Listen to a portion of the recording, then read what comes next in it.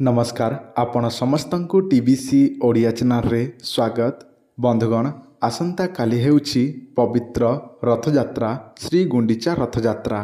आपण माने एही दिन रे एमिते एक उपाय करि परिबे जो उपाय करिबा द्वारा आपणकर जेते बड़ समस्या आसिले मध्य सेही सब समस्या अल्प मात्र समय रे दूर होई जिवो बा समस्याटी ठीक होई जिवो।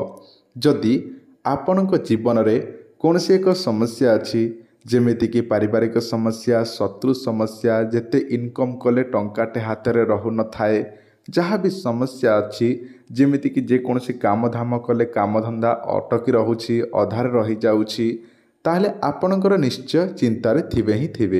एही दुनिया रे समस्त व्यक्तिंकर किछि ना किछि समस्या रही अछि जहाँ मु आपण मानकु एही वीडियो रे गोटे उपाय कहिबे बा अरख गछर चेरटी को केमिति आनिबे सेही विषय रे विधि विधान जणैबी।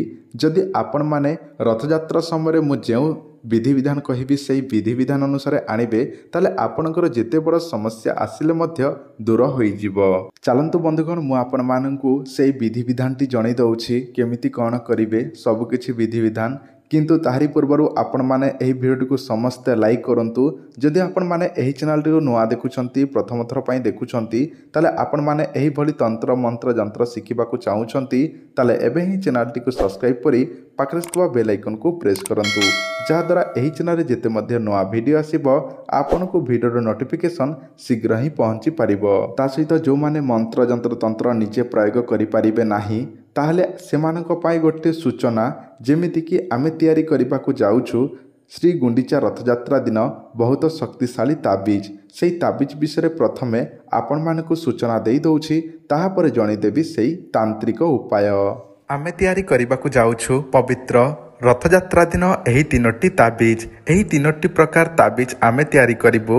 एही ताबीज रे 15टी काम रे आसीबो। सेही 15टी काम कोन कोन आपण माने निजे पढ़ी नियंतु।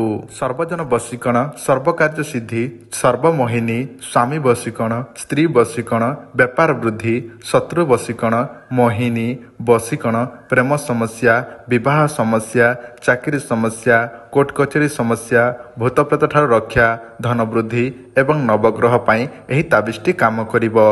गोटे अछि 1000 टंका आ गोटे अछि अष्टधातु 2000 टंका आ गोटे अछि सबुठारु पावरफुल ताबीज जोटा कि रूपार 4000 टंका। एही ताबीज केमिति ऑर्डर करिवे ध्यान दियंतु।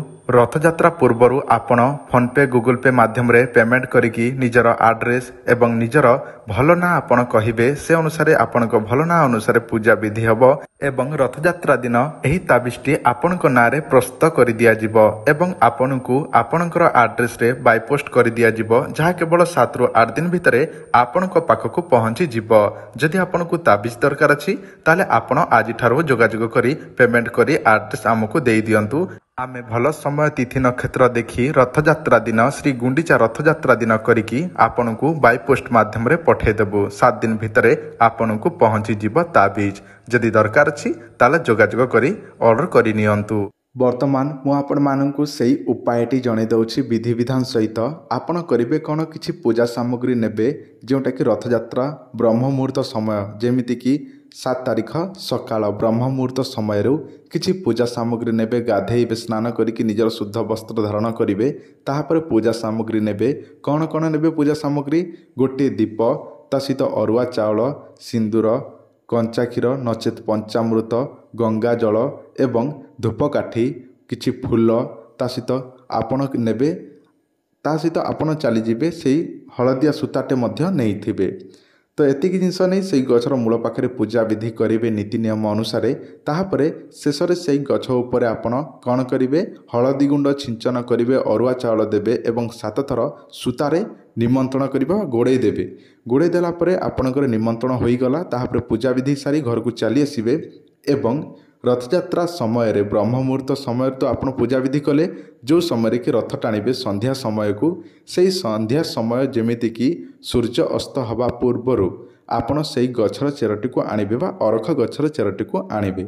ଆଣିଲା ପରେ ଆପଣ କରିବେ କ'ଣ, ସେଇ ଚେରଟିକୁ ଗୋଟିଏ ତାବିଜରେ ପୂରେଇକି ନିଜେ ଧାରଣ କରିବେ ବା ଡେଉଁରିଆରେ ପୂରେଇକି ନିଜେ ଧାରଣ କରିବେ। ଏହାଦ୍ୱାରା ସମସ୍ତ ସମସ୍ୟା ଯାହା ବି ଆପଣଙ୍କର ସମସ୍ୟା ଆସିବ ଜୀବନରେ ସେସବୁ ସମସ୍ୟା ଦୂର ହେବାକୁ ଲାଗିବ। ଏହି ଉପାୟଟି ଆପଣମାନେ ନିଶ୍ଚୟ କରନ୍ତୁ, ଉପକୃତ ହୁଅନ୍ତୁ। ଯଦି ଆପଣଙ୍କୁ ବିଶ୍ୱାସ ଲାଗେ ତାହେଲେ କରନ୍ତୁ, ଯଦି ଅବିଶ୍ୱାସ ଲାଗେ ତାହେଲେ ଆପଣମାନେ କରନ୍ତୁ ନାହିଁ।